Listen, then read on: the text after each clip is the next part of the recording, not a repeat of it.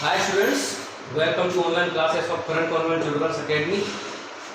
अपनी बात चल रही थी सर्कुलेटरी सिस्टम के बारे में और इसमें अपनी बात हो गई थी ब्लड के बारे में, ब्लड ग्रुपिंग के बारे में, और अपनी अब जो नेक्स्ट बात चलेगी वो चलेगी ब्लड सर्कुलेशन के बारे में। इसके बारे में अगर मैं आपको बताऊं तो अपनी बॉडी यानी ह्यूमन बॉडी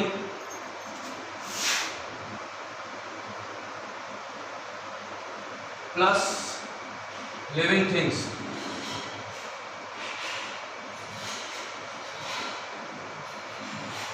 यानी जितने भी लिविंग थिंग हैं इंक्लूडिंग ह्यूमन बीइंग्स, इन सब की बॉडी में एक स्पेशलाइज्ड एक सिस्टम पाया जाता है। क्या पाया जाता है? एक स्पेशलाइज्ड एक सिस्टम पाया जाता है और इस सिस्टम के द्वारा transportation of nutrient, oxygen, other useful material plus waste material, इन सबको ट्रांसपोर्ट किया जाता है इस सिस्टम के द्वारा। और ऐसा सिस्टम सभी लिविंग थिंग्स में पाया जाता है और इस सिस्टम को कहते हैं सर्कुलेटरी सिस्टम। तो आप समझ में आ गया सर्कुलेटरी सिस्टम क्या है? यानी कि हमारी बॉडी के अंदर एक ऐसा स्पेशलाइज्ड सिस्टम पाया जाता है जो हमारी बॉडी में न्यूट्रिएंट्स, ऑक्सीजन, हार्मोन्स और भी बहुत सारे यूजफुल मटेरियल उनको एक जगह से दूसरी जगह तक ले जाने का काम करेगा या फिर सेल्स तक उनको पहुंचाने का काम करेगा जहां उनको यूटिलाइज होना है। प्लस उस यूटिलाइजेशन के बाद जिनको कहते हैं मेटाबॉलिज्म और कैटाबॉलिज्म, यानी मेटाबॉलिज्म और कैटाबॉलिज्म होने के बाद जो वेस्ट मटेरियल बनते हैं उनको भी ट्रांसपोर्ट किया जाता है इसी सिस्टम के द्वारा, जिसको कहते हैं ब्लड सर्कुलेटरी सिस्टम या फिर सर्कुलेटरी सिस्टम। तो ये जो ट्रांसपोर्टेशन है न्यूट्रिएंट्स का, गैसेस का, फूड मटेरियल का, वेस्ट का, हार्मोन्स का, जो कि हमारी बॉडी में एक पार्ट से लेके दूसरे पार्ट तक पहुंचाया जाता है, उसको हम कहते हैं सर्कुलेटरी सिस्टम। और इस प्रोसेस को कहते हैं सर्कुलेशन। क्या कहते हैं? सर्कुलेशन। और इन सब के लिए, इस सर्कुलेशन के लिए जो ऑर्गन रिस्पॉन्सिबल हैं, इस सर्कुलेशन के लिए जो ऑर्गन रिस्पॉन्सिबल हैं वो है heart, blood vessels plus vessels. समझ में आई आपको? यानी कि मैं आपको दोबारा बता दूं कि ह्यूमन बॉडी में या फिर किसी भी लिविंग थिंग की बॉडी में एक स्पेशलाइज्ड एक सिस्टम पाया जाता है जो बॉडी के अंदर nutrients, oxygen, gases, carbon dioxide और भी बहुत सारे मटेरियल, हार्मोन, इनको एक जगह तक से दूसरी जगह तक पहुंचाने का काम किया जाता है। वो सर्कुलेटरी सिस्टम के द्वारा किया जाता है और इस प्रोसेस को कहते हैं सर्कुलेशन। और इस सर्कुलेशन के लिए जो हेल्प करता है हमारी बॉडी में, जो ऑर्गन हेल्प करते हैं वो है हार्ट, ब्लड वेसल्स और ब्लड। इन सभी को हम डिटेल में पढ़ेंगे, इसलिए यहाँ पे मैं उनको नहीं बता रहा हूँ। एक और बात कि इनके अलावा एक और चीज पाई जाती है ब्लड में जिसको कहते हैं लिम्फ। और इस लिम्फ प्रोड्यूस होता है लिम्फ नोड के द्वारा। किसके द्वारा? लिम्फ नोड्स के द्वारा। बॉडी में अलग अलग जगह पे पाई जाती है। ये जो लिम्फ है ये प्लाज्मा के अंदर पाया जाता है। कहाँ पाया जाता है?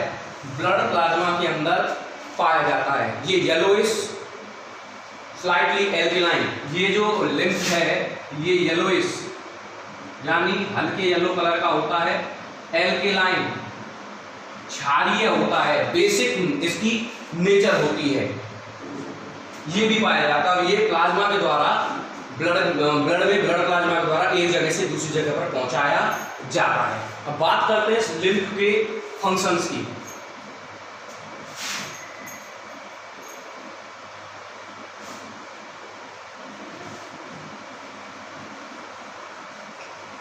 Functions of lymph.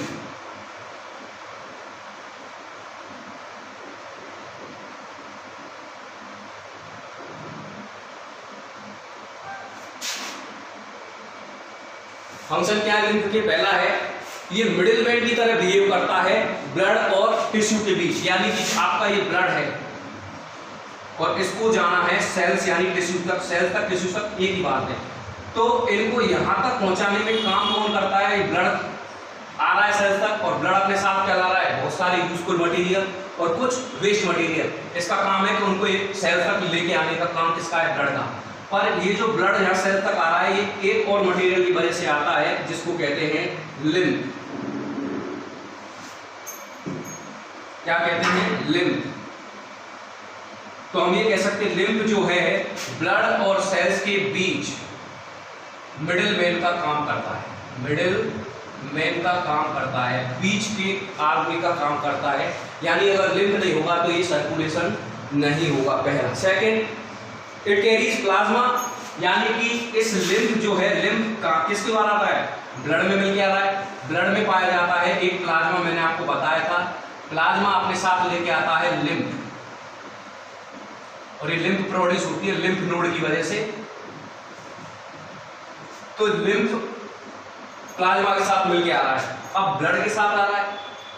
ब्लड कहां पहुंचेगा? सारे ऑर्गन तक पहुंचेगा। ये जैसे ही पहुंचता है कहां पे? लिवर के अंदर।